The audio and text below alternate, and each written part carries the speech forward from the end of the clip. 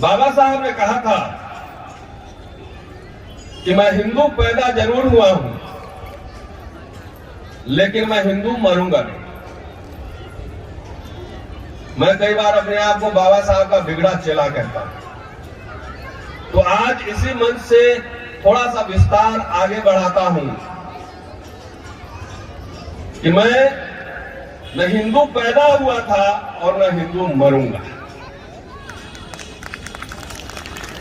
मैं एक इंसान पैदा हुआ था, इंसान ही मरूंगा।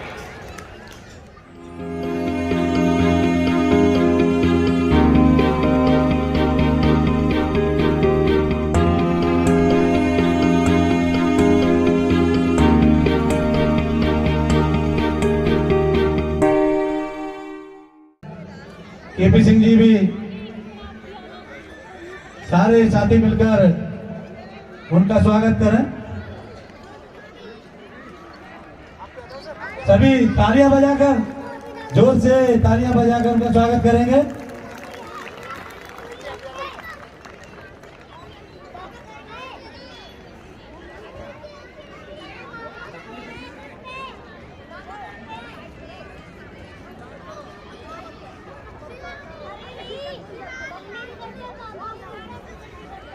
और इसी के साथ साथ मैं सत्य शशि भूषण जी से अनुरोध करूंगा कि जो उनकी प्रस्तुति बीच में छूटी है वो उसे पूरा करें।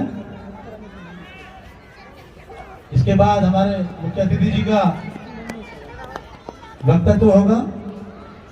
आप सबको जय भीम, नमो बुद्धाय। शशि ने इतना शानदार गाना गाया है कि मुझे जैकेट उतारना पड़ा है, और पता नहीं मैं उतने जोश खरोश में बोल पाऊंगा कि नहीं, ये मुझे पता नहीं। सम्मानित मंच, इस सभा में उपस्थित जितने हमारे हमउम्र दोस्त, भाई बहन, बुजुर्ग, बच्चे, आप सबको आज डबल बधाई।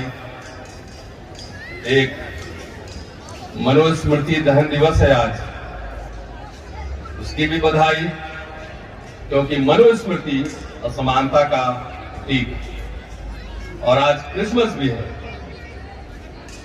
इसकी भी बधाई।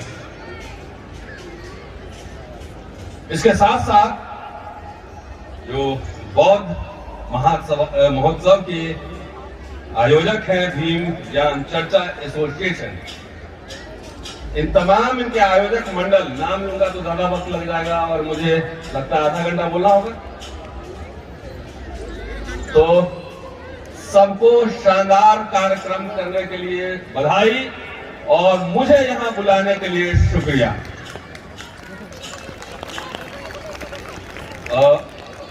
मुझे लगता है कि आप सब सुनने के मूड में होंगे। सुनने के मूड में है तब बात करें तो कुछ काम की बात होती है। वैसे मैं मन की बात नहीं, काम ही की बात करता हूं। तो इसलिए बच्चे खेलना चाहें तो पीछे स्पोर्ट्स ग्राउंड है, चले जाए। जो सुनना चाहे इत्मीनान से सुने। आप सब अम्बेडकर नामा देखते हैं।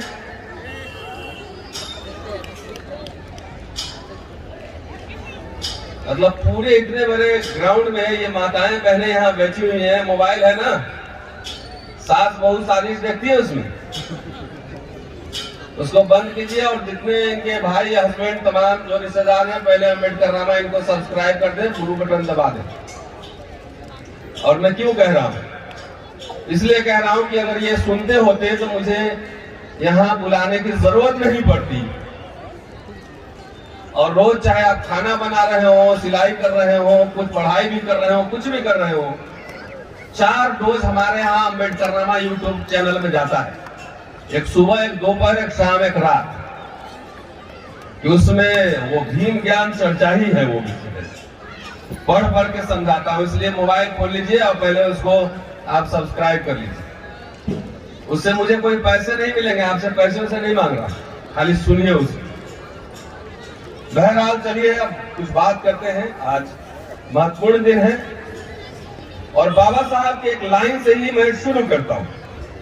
पेशे से टीचर हूं, पढ़ाता हूं, इसलिए लेक्चर देने की आदत है, लेकिन ज्यादा लेक्चर नहीं दूंगा। अगर मन करें कि अच्छा लग रहा है तो खूब ध्यान से सुनिएगा। बाबा साहब ने कहा था कि मैं हिंदू पैदा जरूर हुआ हूं, लेकिन मैं हिंदू मरूंगा नहीं। मैं कई बार अपने आप को बाबा साहब का बिगड़ा चेला कहता हूं। तो आज इसी मंच से थोड़ा सा विस्तार आगे बढ़ाता हूं कि मैं न हिंदू पैदा हुआ था और न हिंदू मरूंगा। मैं एक इंसान पैदा हुआ था, इंसान ही मरूंगा। मेरे साथी भाई इंजीनियर साहब अनिल जी यहाँ हैं, बैठे हुए हैं, वहां पे दिख रहे हैं। उन्होंने कहा कि थोड़ा सा विस्तार कर दीजिए। हमने कहा कर दिया। मैं कोई फीस तो लेता नहीं विस्तार करने का। तो उन्होंने कहा कि हमारे लोगों को ये संदेश दीजिए, और इस मंच से बहुत सारे यूट्यूबर्स हैं और शायद लाखों लोगों के बीच ये बात जाएगी कि मैं गरीब पैदा जरूर हुआ हूं, वो मेरे वश में नहीं था, लेकिन मैं गरीब मरूंगा नहीं, ये मेरे वश में है। इसको मंत्र बना लीजिए एक तरह से। जैसे तंत्र मंत्र में हम विश्वास नहीं करते, लेकिन समझाने के लिए शब्द वहीं से लेना पड़ता है कि हम गरीब पैदा जरूर हुए हैं, ये मेरे वश में नहीं था, लेकिन मैं गरीब मरूंगा। आज जैसा कि मैंने डबल बधाई दी है, मनुस्मृति दहन दिवस है, और मनुस्मृति जलाने देने से क्या मनुस्मृति खत्म हो गया? जो लोग मनुस्मृति को मानते हैं, उन्होंने मनुस्मृति बहुत लोगों ने पढ़ा भी नहीं। वैसे जैसे हम लोग बाबा साहब को मानते हैं और बहुत लोग बाबा साहब को पढ़ते भी नहीं, तो उधर ज्यादा संख्या, हमारे पास पढ़ने वाले लोगों की संख्या ज्यादा।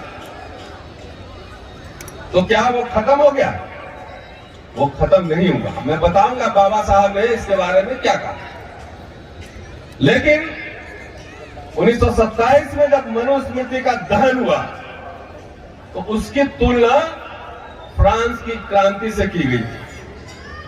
जो वेसिले के किले का पतन हुआ था, जब फ्रांस में 1789 में क्रांति हुई थी, तो किला पे कब्जा कर लिया था, उसको वेसिले का किला बोला। तो ये मनुस्मृति की तुलना उससे की गई थी।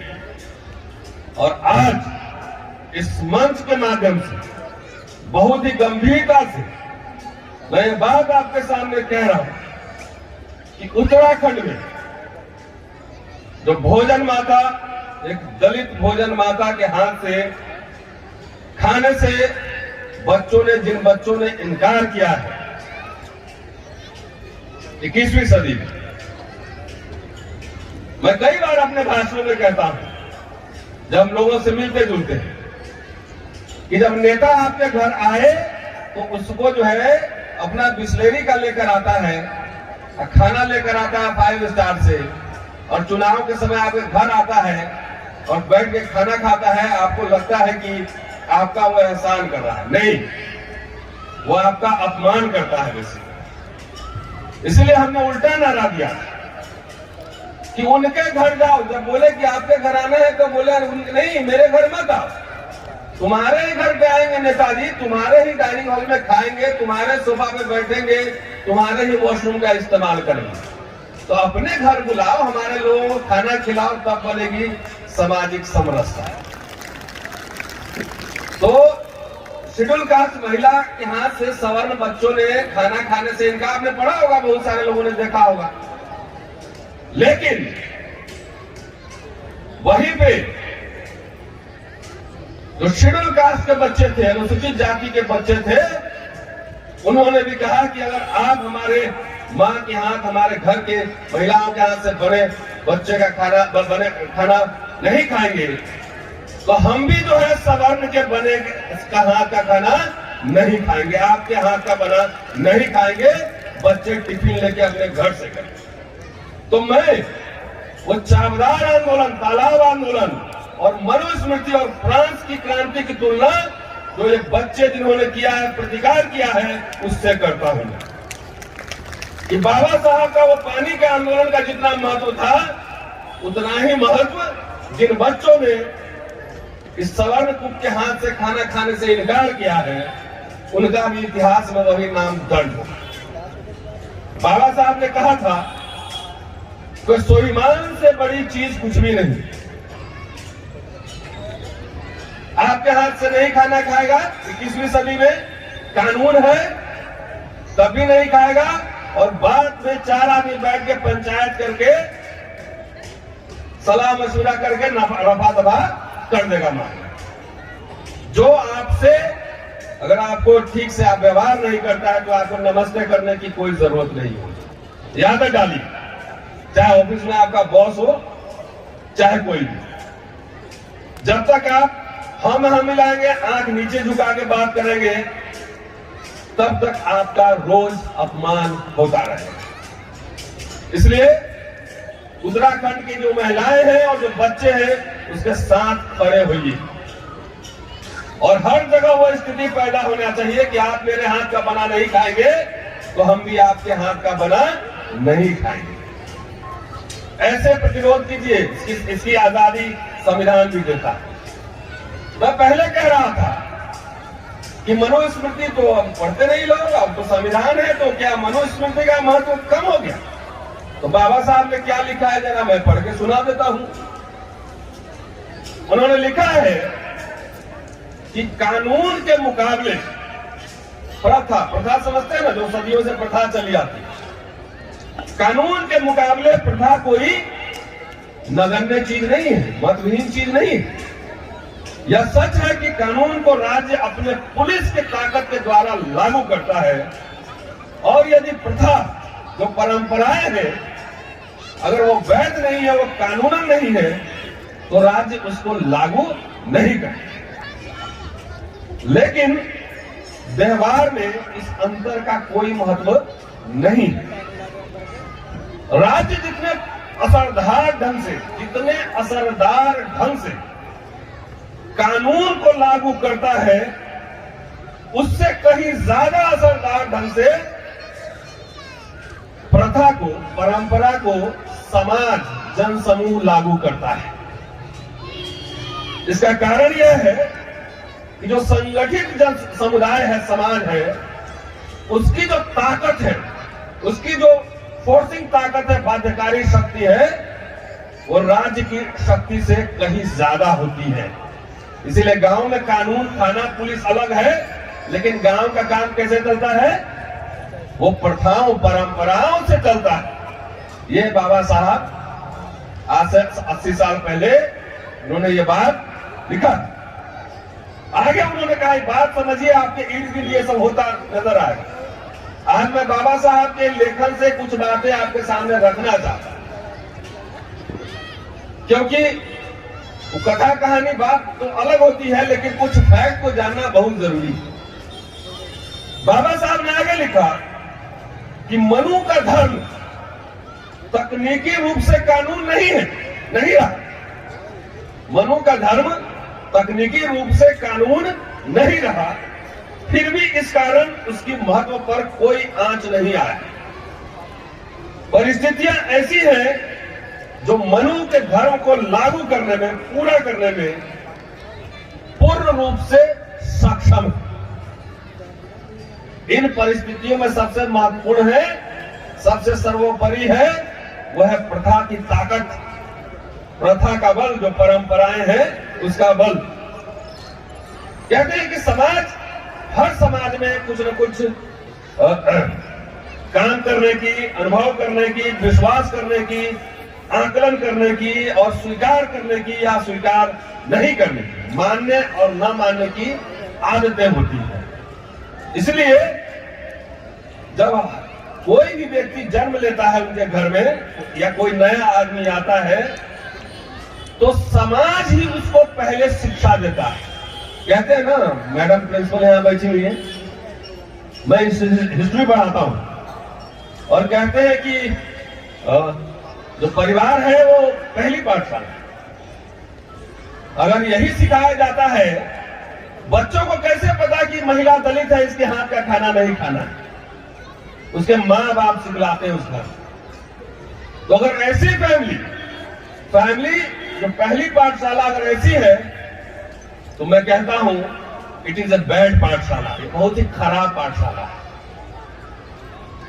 तो बाबा साहब कह रहे हैं कि घर में उस ट्रेनिंग शुरू हो जाती है और बच्चे के माथे पर उन व्यवहारों को, उन प्रथाओं को, उन परंपराओं को एक तरीके से गोदा जाता है, जिसे गुदना गुदवाते नहीं है, तो बचपन से उसको गोदा जाता है। इसका प्रमाण उत्तराखंड का बार बार एग्जाम्पल मैं दे रहा हूं।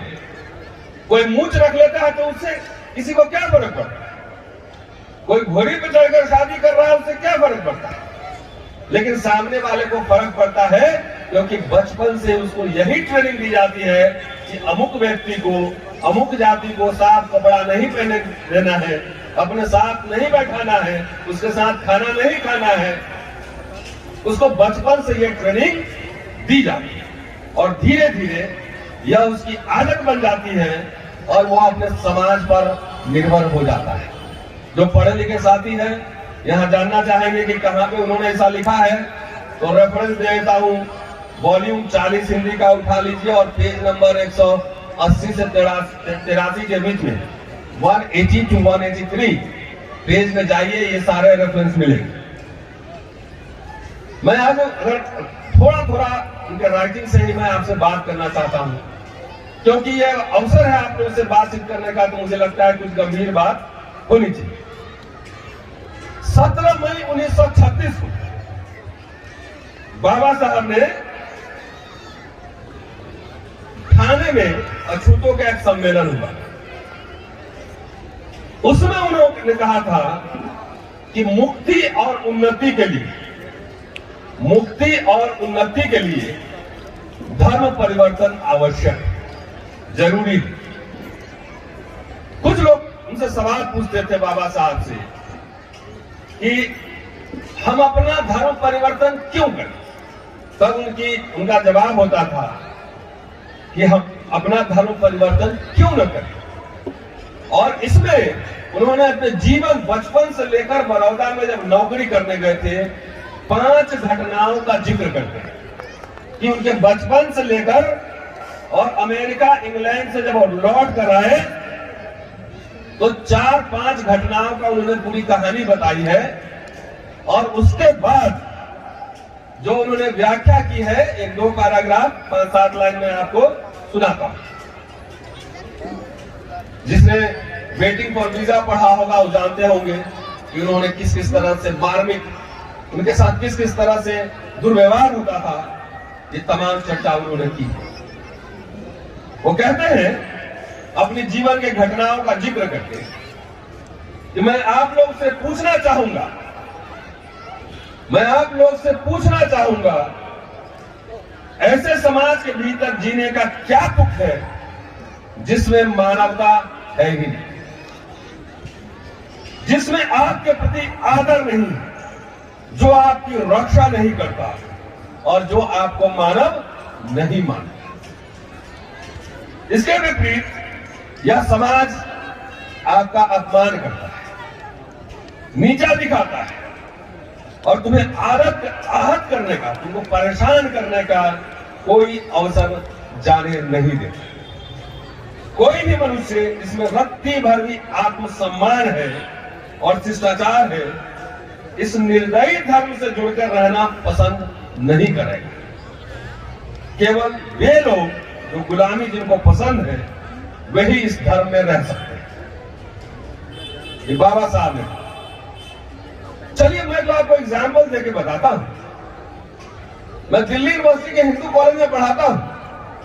वहां ये देखिए, वहां एक मैंने बाबा साहब की मूर्ति के साथ कोट लगाया है कि nothing is more disgraceful for a brave man than to live a life devoid of self respect. मैंने तो कभी नहीं कहा कि मैं हिंदू, मैंने पहला लाइन कहा कि भाई मैंने हिंदू पैदा हुआ हूं और मैं हिंदू मरूंगा। बावजूद इसके आकर देखिए कि विश्वविद्यालय में मेरी कितनी लड़ाई होती है। अभी भी हाई कोर्ट में एक आध केस लड़काई हुआ, सुप्रीम कोर्ट तक लड़ाई, चप्पे चप्पे पर जो है लड़ाई। 8-10 किताबें छाप कर, दर्जनों लेख लिख कर मैं काबिल नहीं हूं। एक एक पन्ना छाप के सब मेरिट वाला बना हुआ है। मुझे आ जाओ मेरिट में ही चर्चा कर लेते हैं। भीम ज्ञान चर्चा है, एक मेरिट ज्ञान चर्चा भी शुरू करिए या आपके मेरिट की ही चर्चा कर लेता हूं पहले। तो नहीं, चर्चा नहीं करेंगे। गोवा का स्पेलिंग जो है गलत बोल के वो लोग पास हो जाते हैं। गोवा का स्पेलिंग गलत बोल के पास हो जाते हैं। हम लोग चेकोस्लोवाकिया का स्पेलिंग में सही बोलकर हम लोग को फेल कर दिया जाता है। ये है मेरिट की लीला। मैं तो हिंदू भी नहीं हूं, तभी का है मेरे से झगड़ा है। जो साथी जानते हैं, अनिल जी बैठे हुए हैं, तमाम साथी ऐसे जानते हैं कि कितनी लड़ाई होती है। मेरी व्यक्तिगत लड़ाई नहीं है, कोई जमीन की लड़ाई नहीं है। आप लोग समझते होंगे वो मेरे समाज की त्रासदी है, इसलिए समाज की मुक्ति में अभी समय लगेगा। इनकी त्रासदी यह है आपकी कि आपको लगता है कि मेरे से लड़ाई हो रही है। मेरे से किस चीज का लड़ाई है? ना जमीन का लड़ाई है, ना प्रॉपर्टी का लड़ाई है, ना मकान का लड़ाई है, ना पैसा का लड़ाई है। लड़ाई मेरे ऊपर जो दमन होता है वो इसलिए होता है कि आपके बीच में आकर जो बोलता हूं, जो लोग सुनते हैं, आपकी लड़ाई लड़ता हूं, इसलिए मेरे ऊपर प्रहार होता है। लेकिन आप लोग चुप रहते हैं। आपको लगता है कि मेरी व्यक्तिगत लड़ाई है। ऐसी बात नहीं है। जिस दिन ये खेल आप समझ जाएंगे ना, उस दिन आपके मुक्ति का रास्ता आसान है। अगर मैं चुपचाप कॉलेज में पढ़ाता रहूं, आपके बीच आकर ना बोलूं, लेख ना लिखूं, टेलीविजन पर ना बोलूं, आपके ऊपर जो अत्याचार हो रहा है आप कुछ उसके बारे में कुछ नहीं बोलूं, तो कौन वाइस चांसलर और कौन प्रिंसिपल मुझे तंग करेगा? कोई नहीं तंग करेगा। मुझे बढ़िया बढ़िया बुला के रसमलाई खिलाए। तो मुझे इसलिए तंग करता है कि हम आपकी आवाज उठाते हैं। ये बात आप जिस दिन समझेंगे, 10 लोग आइए मेरे घर पे, आपको चाय भी पिलाएंगे और खाना भी खिलाएंगे। एक दिन खाली समारोह करने से जो है ना, ये मुक्ति का आंदोलन आगे नहीं बढ़ेगा। चलिए आगे बाबा साहब कहते हैं कि सदियों से 4 चीजों से आपको वंचित रखा गया है। वो क्या 4 चीज है? एक विद्या, एक शस्त्र और धन। कि जो धर्म, जिस धर्म में आप पले बढ़े हैं, हिंदू धर्म की बात कर रहे हैं, इस शिक्षा उनके अपने पिता का एग्जाम्पल देते हैं कि मेरे पिता शिक्षा नहीं ले पाए, धन अर्जित नहीं कर पाए, शस्त्र नहीं रख पाए, क्योंकि धर्म इजाजत नहीं देता। और डॉक्टर अंबेडकर कहते हैं कि मैं संस्कृत पढ़ना चाहता था, लेकिन मुझे इस धर्म ने रोक लगाई और मुझे संस्कृत नहीं पढ़ने दिया। आज देखिए हालत ये है कि जिन लोगों ने संस्कृत पढ़ने से उनको रोका, आज वही बड़े बड़े लोग, किसी का बच्चा संस्कृत नहीं पढ़ता। न्यू नेशनल एजुकेशन पॉलिसी आया है, उसमें संस्कृत का दर्जनों बार चर्चा है, लेकिन कोई IAS, IPS, कलेक्टर, सेक्रेटरी का बेटा, मंत्री का बेटा, MP का बेटा, जनेऊधारियों के बारे में कह रहा हूं, किसी का बच्चा संस्कृत नहीं पढ़ता है, सब अंग्रेजी पढ़ता है, क्योंकि अंग्रेजी में ही मुक्ति का मार्ग है। ये बाबा साहब बोले थे, मैं नहीं कह रहा। पीपल्स एजुकेशन सोसाइटी जब उन्होंने बनाया था तो उन्होंने कहा था कि क्लास 1 से हम अंग्रेजी में पढ़ाएंगे। इसलिए जो अभी हमारी सरकार कर रही कि मातृभाषा में पढ़ाएंगे 6ठी 7वीं तक बच्चों को। तो एक काम करो, DPS में, मॉडर्न स्कूल में और संस्कृति स्कूल में, दून स्कूल में, जितना बड़ा बड़ा स्कूल है ना, उसमें बड़े लोगों के बच्चे को आप मातृभाषा में पढ़ाओ और हमारे बच्चों को अंग्रेजी में पढ़ाओ। तो नहीं, ये साजिश समझिए। इसलिए सब लोग अपने बच्चों को कौन से स्कूल में पढ़ाएंगे? एक रोटी कम खाना है, इतना खर्चा किया इस समय, इतना लाइट और बक्सा लगाने में और दरी और कुर्सी में, थोड़ा कम भी कर लीजिएगा, काम चलेगा। आवाज थोड़ी कम भी जाएगी तो खाली हम लोग सुनने उतने का भी। बच्चा को अंग्रेजी मीडियम स्कूल में पढ़ाना, ये डॉक्टर अंबेडकर ही कह रहे हैं। कहते हैं कि अगर तुम हिंदू धर्म, अब आजकल तो मामला थोड़ा गड़बड़ है, कुछ भी बोलिएगा तो हमारी सबकी भावना को आहत हो जाती। मनुस्मृति पे बोलिए तो बोले भावना मेरी आहत हो गई। तो वाले मनुस्मृति में हमारे बारे में जो लिखे हो उससे भी मेरी भावना आहत होती है। भाई इधर हो, जो मनुस्मृति में लिखे उससे भी मेरी भावना आती। तो कहते हैं कि अगर तुम हिंदू धर्म के परत में ही बने रहते हो तो तुम्हारा स्तर एक दास, स्लेव के स्तर से ज्यादा नहीं। आपको जो मर्जी कीजिए, लेकिन मैंने व्यक्तिगत निर्णय कर लिया है कि मैं धर्म परिवर्तन करूंगा। कहते हैं कि अगर मैं धर्म परिवर्तन नहीं भी करूं, मैं अछूत बन के ही रहूं, तो मैं चाहूं तो मैं कुछ भी बन सकता हूं, गवर्नर बन सकता हूं, जज बन सकता हूं, कुछ भी बन सकता हूं। मुझे अपनी चिंता नहीं है, मुझे अपनी चिंता नहीं है। मुझे चिंता है आपकी, क्योंकि बाबा साहब पढ़े लिखे थे, उनको तो अमेरिका में नौकरी मिल जाता, उनको थोड़ी अपनी चिंता। उनको चिंता थी आपकी। बोले कि आप जब तक इससे नहीं निकलेंगे तब तक आपकी मुक्ति संभव नहीं। हम लोग भी जो बात कर रहे हैं, हमें अपनी चिंता थोड़ी है, नौकरी तो है ही हमारी, बंगला में तो रह ही रहे, अच्छे कपड़े पहन ही रहे। जहां भी आप लोग बुलाते हैं, साधु बाबा लोग को घर पे बुलाएंगे तो उसको खर्चा पानी देते हैं। और हमारा समाज जो है ना, इंटेलेक्चुअल जो एक्टिविस्ट है, उसकी इज्जत नहीं करता है। उससे उम्मीद करता है कि अपने जेब से खर्चा करके आए या चारों तरफ भाषण दे, ये उम्मीद करता है। इसलिए समाज की दुर्दशा और दुर्गति इसलिए कि आप इंटेलेक्चुअल्स को स्पॉन्सर नहीं करते, इंटेलेक्चुअल बनाते नहीं,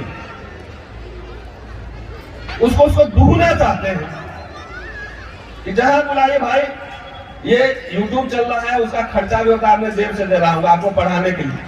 पहले लाल की क्लास कहता था, अब मैं लाल की क्लास नहीं कहता, क्योंकि वो विश्वविद्यालय बन चुका है, डिजिटल यूनिवर्सिटी बन चुका है। क्यों? क्योंकि आप पढ़ नहीं सकते। मैं जानता हूं इसमें बहुत सारे लोग पढ़े लिखे हैं, सब लोग के घर में बाबा साहब की किताब होगी, लेकिन टाइम नहीं मिलता होगा पढ़ने के लिए। अब पढ़ भी लिए तो बहुत कुछ समझ नहीं पाएंगे। तो कम से कम आप सुनिए। किसी से फीस चंदा लिया है? मांगा उसने? कहीं नहीं मांगा। तो वो भी एक्सपेंडिचर होता है। और उम्मीद करते हैं, ये आप सबसे कह रहा हूं, और ये आक्रोश में और गुस्से में भी कह रहा हूं कि आपको अब ये नेता बनने के लिए अभी चुनाव चल रहा है उत्तर प्रदेश में बोल रहा हूं, अभी चुनाव चल रहा है। एमएलए का टिकट लेने के लिए कोई 2 करोड़ मांगेगा, 4 करोड़ मांगेगा, तो फट से निकाल के दे जाओगे। देगा कि नहीं? देता है कि नहीं देता? अरे बोलिए हाँ या ना। सब दे आएगा, जाकर लखनऊ किसी भी पार्टी का, आप नहीं जानते, सब पैसा इकट्ठा करके चंदा भी दिया है। लेकिन यहाँ बोलो है कि भाई एक बच्चा को लंदन भेजना है, एक बच्चा एक इंस्टीट्यूशन बनाना है, एक इंटेलेक्चुअल को स्पॉन्सर करना है, उसको बैठा कर पढ़वाओ, खाली उसका खर्चा दो। तो नहीं दो। ट्रांसफर पोस्टिंग कराने के लिए पैसा दोगे जा, लेकिन इंटेलेक्चुअल सब जब काम करेगा पढ़ने के लिए, बोले कि फुल टाइम 2 आदमी को रखो जो खाली पढ़ेगा, तो उसको खर्चा ये समाज नहीं देता। इसलिए इस समाज की ये दुर्दशा है। बाबा साहब अकेले सब लड़के दे गए, सब कुछ दे गए, सबको दे गए। SC ST OBC महिला और इस देश की उस जमात को भी जो बाबा साहब को नहीं मानता है, उसको भी देके गए, ह्यूमन राइट्स देकर गए, वोटिंग राइट्स देकर गए, उसको भी सबको देकर गए। लेकिन इतने सारे IAS IPS जज इंजीनियर नेता अभिनेता कलाकार मंत्री मुख्यमंत्री रहते हुए सब कुछ लूट रहा है और आप बचा नहीं पा रहे हैं। क्यों? सैकड़ों MLA MP हो जाएंगे, मंत्री हो जाएंगे, तब भी नहीं बचा पाओगे। क्यों? क्योंकि आपके बीच आपने इंटेलेक्चुअल्स पैदा नहीं किए, इकोनॉमिस्ट पैदा नहीं किए, सोशियोलॉजिस्ट पैदा नहीं किए, इंस्टीट्यूशन नहीं बनाए, स्कूल नहीं बनाए, कॉलेज नहीं बनाए, कुछ भी नहीं बनाया। बाबा साहब ने क्या क्या बनाया था बताऊं? मूक नायक बहिष्कृत भारत, जनता अखबार, भारत भूषण प्रिंटिंग प्रेस, बहिष्कृत हितकारनी सभा, Samata Sainik Dal, independent labour party, scheduled caste federation, republican party, Akhil Bharatiya Bauddh महासभा, और बताऊं स्कूल कॉलेज सब कुछ बनाए थे। बेंगलोर में भी उन्होंने 5 एकड़ जमीन लिया था वहां के नवाब से बोलकर बौद्ध मठ बनाने के लिए। बंबई में इमारत बनाया, जिंदगी भर 2 रुपया 10 रुपया महंगा इमारत फंड के लिए। कि एक जगह हो हमारे बीच में जहां पर हम बैठ सके, हमारे लोग बैठ के चर्चा विमर्श कर सके। इतना उन्होंने बनाया। वो अमेरिका से और इंग्लैंड से वो तोप लेकर नहीं आए, वो बुद्धि और विचार लेकर आए। आप में से सबको लगा हुआ है कि अपना बेटा को हम कलेक्टर बना ले, इंजीनियर बना ले। बुद्धिजीवी नहीं बनाना चाहते, आंदोलनकारी नहीं बनाना चाहते। वो दूसरा लड़ेगा तो एक आदमी कितना लड़ेगा? इसे तो सैकड़ों लोग चाहिए ना, सैकड़ों बाबा साहब चाहिए। तो वो जब तक आप नहीं बनाए। अभी अनिल जी हमसे कह रहे थे कि डॉक्टर साहब आपने मकान खरीदा कि नहीं, जमीन खरीदा कि नहीं? हमने कहा 25 साल नौकरी हो गई, मैंने कोई मकान नहीं खरीदा, कोई जमीन नहीं खरीदा। घर परिवार चलाने के बाद जो पैसा बचता है वो आने जाने में और आंदोलन में और तमाम इस सब में खर्चा होता है। मेरे पास ना बैंक बैलेंस है, कुछ भी नहीं। तो रिटायरमेंट के बाद क्या होगा मुझे पता नहीं। गांव में भी रह लेंगे, इंटरनेट होना चाहिए, यूट्यूब चलाएंगे वहीं से। हमने कहा वो मैंने नहीं किया, लेकिन इसी अम्बेडकरनामा यूट्यूब चैनल से एक बच्चा को, पिछड़े समुदाय के बच्चे, ओबीसी बच्चे को लंदन यूनिवर्सिटी भेजा पढ़ने के लिए 24 लाख रुपया इकट्ठा करके दिया उसको। और ये कोई बहुत इतिहास की बात नहीं कर रहा। इसी साल 15 अक्टूबर को लंदन में जाकर देख लीजिए, लंदन यूनिवर्सिटी में LLM कर रहा है बच्चा। तो अकेला आदमी, हम ही सब काम में लगे हुए हैं। मकान वकान आप में से जिसका 2-4 मकान होगा उसी में रह लेंगे। आप में से बहुत लोगों के पास होगा 2-4 मकान, उसी में रह लेंगे। 65 साल तक कॉलेज में रहेंगे, उसके बाद 10 या 15 साल जिंदा रहूंगा, उसके लिए क्या टेंशन लेना है? अभी समाज के निर्माण का काम करना है। इस समाज का निर्माण का काम जरूरी है। क्यों भेजा उसको लंदन पढ़ने के लिए?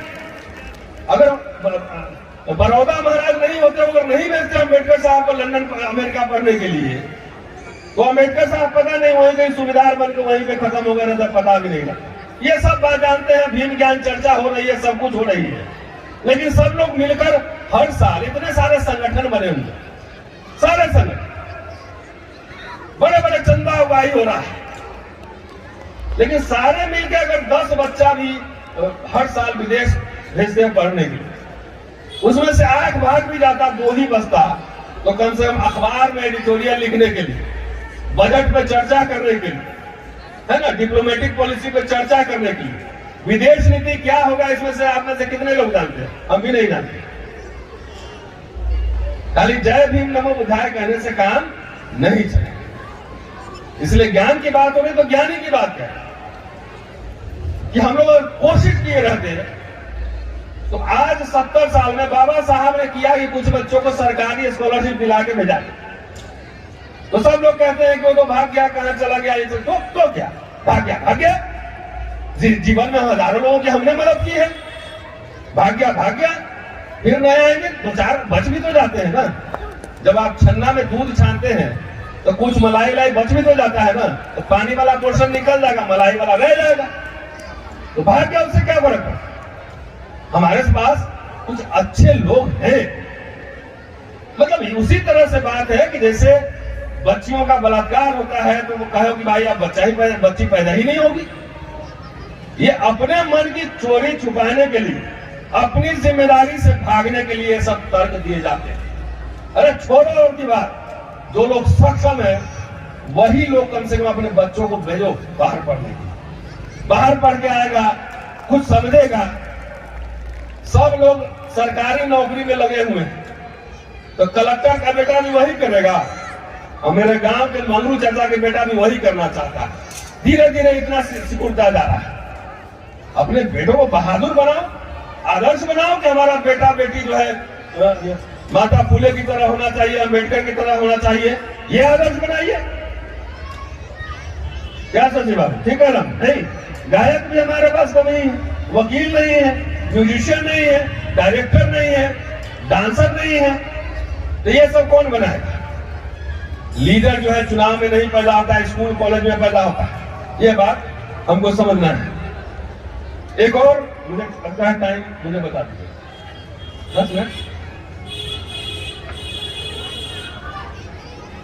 एक बात इशारों में कह दे रहा हूं, कि सब लोग अभी भी कान में बोलता है कि धर्म परिवर्तन कर लोगे तो आपके अधिकार प्रभावित हो जाएंगे। ये सब गलत बात है, झूठ मूठ का बात है।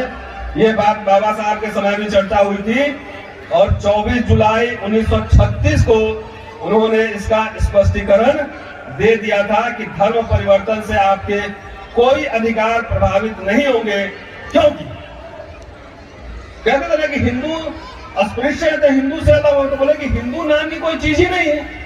जो निर्वाचन क्षेत्र है, इलेक्टोरेट जो है, वो कोई हिंदू नहीं, ओपन है सबके लिए। तो हमें जो प्रतिनिधित्व मिला है वो धर्म नहीं समुदाय के नाम पर मिला है, समुदाय के नाम पर मिला है। और इसके कई एग्जाम्पल देते हैं, जो साथी पढ़ना चाहे, ज्यादा विस्तार से जानना चाहे, उससे संपर्क कर सकते हैं। अब आइए एक एक लाइन बोलता चलता हूं। 27 मई 1953 बुद्ध जयंती, और आपको मैं याद दिला दूं, आप में से बहुत सारे लोग नहीं जानते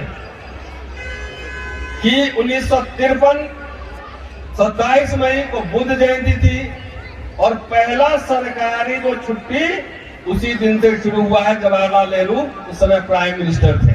पहला बुद्ध जयंती की छुट्टी उसी दिन हुआ है। और उसके बाद डॉक्टर अंबेडकर ने एक बात कहा था कि अवतारवाद में विश्वास नहीं किया।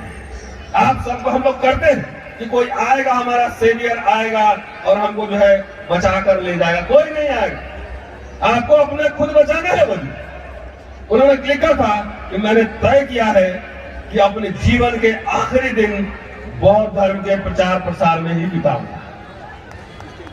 अंतिम चलता हूं, अब सीधे रंगून लिए चलता हूं, बर्मा लिए चलता हूं। और ये बहुत कहना बहुत जरूरी है, आपके बीच में जानना भी जरूरी है कि बाबा साहब जो भारत में जिस तरह से बौद्ध धर्म काम कर रहा था या लंका में काम कर रहा था, लंका का उदाहरण उन्होंने दिया और उन्होंने कहा कि जिस तरीके से बौद्ध भिक्षु काम कर रहे हैं उससे कभी जो है बौद्ध धर्म का प्रचार प्रसार नहीं होगा। बर्मा में 4 दिसंबर 1954 को गए थे और ये रंगून में अंतर्राष्ट्रीय बौद्ध सम्मेलन का आयोजन हुआ। उसमें उन्होंने 2 मेमोरेंडम दिया। एक मेमोरेंडम था कि बुद्ध और उनका धर्म शीर्षक के अंतर्गत बुद्ध के उपदेशों को प्रकाशित करवाना और बौद्ध धर्म धर्मांतरण के लिए कार्यक्रम की प्रस्तावना तैयार करना। दूसरा जो उनका सेगमेंट था वो था कि दक्षिण भारत में बौद्ध की क्या स्थिति है। थोड़ा सा बात करके मैं खत्म करूंगा, क्योंकि वो मुझे लगता है और भी वक्ता होंगे। कहते हैं कि बौद्ध धर्म कैसे यहां प्रचार करेगा, उसका उन्होंने एक ब्लूप्रिंट तैयार किया और ब्लूप्रिंट तैयार है। और कहते हैं कि बुद्ध को भारत में कोई वीजा और पासपोर्ट की जरूरत नहीं। ईसाई या इस्लाम वो विदेशी धर्म है, लेकिन बुद्ध की जो धरती है यहाँ के लोग अभी भी बुद्ध को मानते हैं, भले ही उसको लोग विष्णु का अवतार समझते हैं। कहते हैं कि हिंदुओं में एक ऐसा वर्ग है, पिछड़ी जाति और अस्पृश्य जाति, जो उसको स्वीकार करने के लिए तैयार है। और ये कोई विदेशी धर्म नहीं है, समानता पर आधारित है। इसीलिए यहाँ के अस्पृश्य और पिछड़े जो कि हिंदू धर्म की असमानता से त्रस्त हैं, वो स्वीकार कर सकते हैं। बुद्ध धर्म में अंधविश्वास की कोई जगह नहीं। कई कारण बताते हैं, कुछ कारण बता के अपनी बात खत्म करूं। कहते हैं कि कैसे यहाँ बौद्धमय भारत कैसे बनेगा, इस पर चर्चा नहीं होती।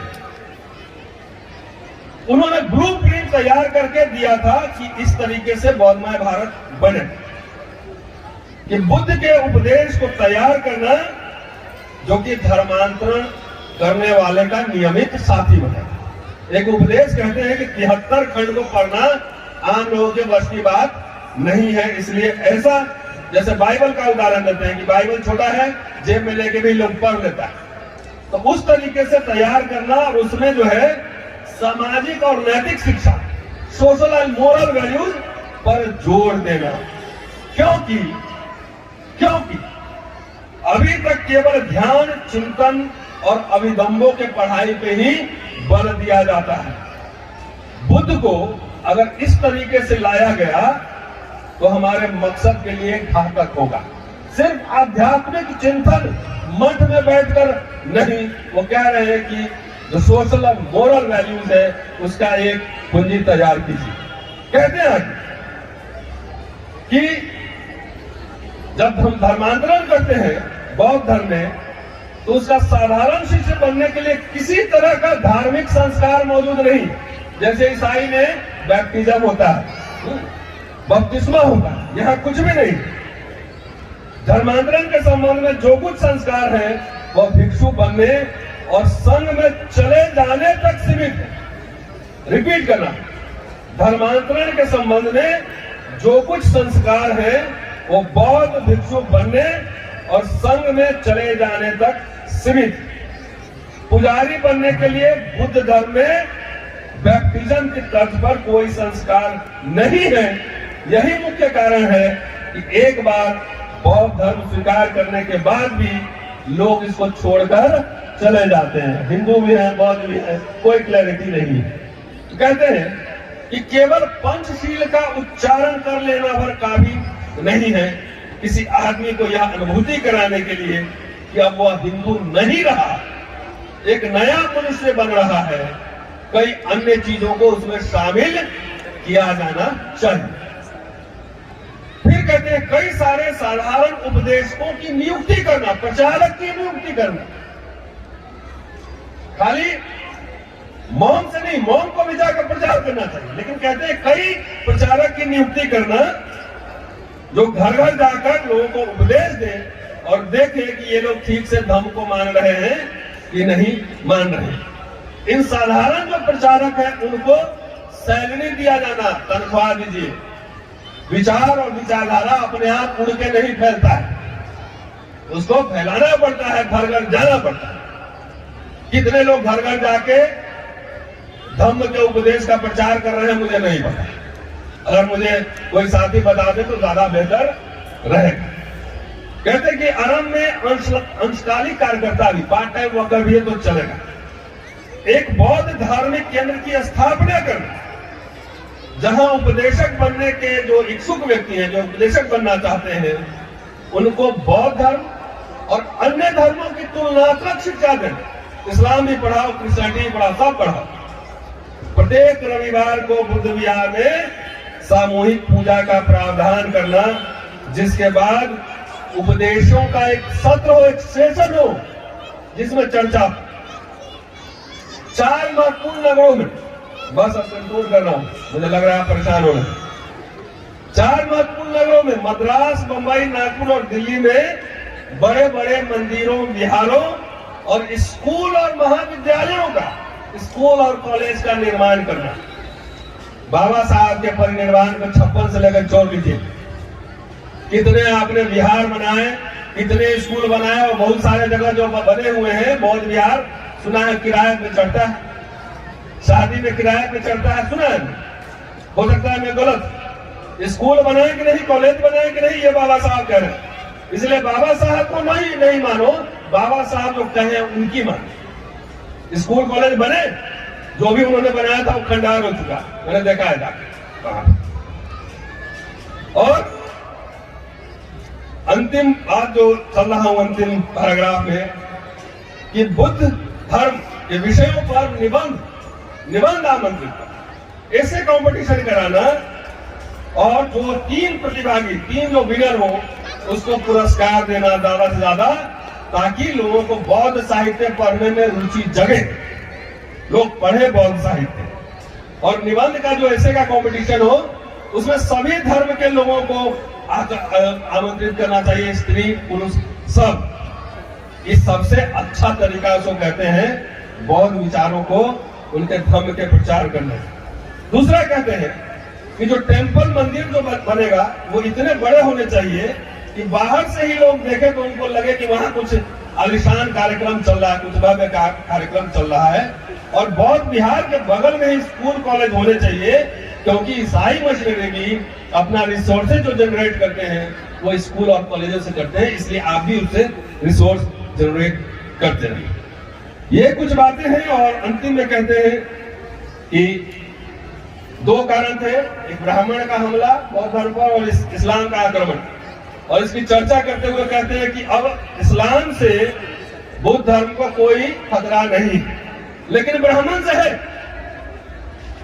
कि ब्राह्मण बुद्ध धर्म का सबसे ताकतवर विरोधी। ब्राह्मण चाहे जो रंग धारण करे, चाहे जिस दल में रहे, वो रहेगा ब्राह्मण। इसका कारण यह है कि ब्राह्मण श्रेणीगत सामाजिक असमानता, सोशल इनइक्वालिटी, हायरार्काइज सोशल इनइक्वालिटी को बनाए रखना चाहता है। बुद्ध धर्म समानता में विश्वास करता है। यह बौद्ध धर्म उनकी शक्ति और प्रतिष्ठा की जड़ें खोल डालता है। यही कारण है कि ब्राह्मण को इससे नफरत है, बौद्ध धर्म से नफरत। और बहुत संभव है कि यदि ब्राह्मण को बौद्ध धर्म की पुनर्वापसी के आंदोलन का नेतृत्व करने दिया जाए तो वे अपनी शक्ति का इस्तेमाल बौद्ध धर्म को नष्ट करने में करेंगे। ये मैं नहीं कह रहा, बाबा साहब करेंगे। इसलिए कम से कम हमारे आंदोलन के शुरुआती चरणों में उनकी शक्तिशाली स्थितियों से बहुत बाहर रखने की जरूरत है। और अंत में कहते हैं कि फंड की जरूरत होगी, तो फंड कहां से आएंगे? तो कहेंगे भारत में तो फंड की अभी कमी है, तो जो बुद्धिस्ट कंट्रीज हैं वो इस काम का समाधान कर सकते हैं। लबुल मेरे कहने का ये था कि पूरी दुनिया जो है देखने के लिए नजर की जरूरत होती है, लेकिन दुनिया के जो ताने बाने हैं, जो इनकी लीलाएं हैं, उनको देखने के लिए नजरिए की जरूरत होती है। नॉट आइज, विजन, नजरिए की जरूरत होती है। इसलिए घर घर में फातिमा, फूले, अंबेडकर, मैया और कांशीराम जब बनाएंगे तभी आपका कुछ भला होगा, और नहीं तो ऐसी एक दास्ता आने वाली है जिसमें आप बढ़िया चश्मा लगा के भी रहेंगे, अच्छे कपड़े भी पहनेंगे, लेकिन रहेंगे गुलाम के गुलाम ही। शुक्रिया, जय हिंद।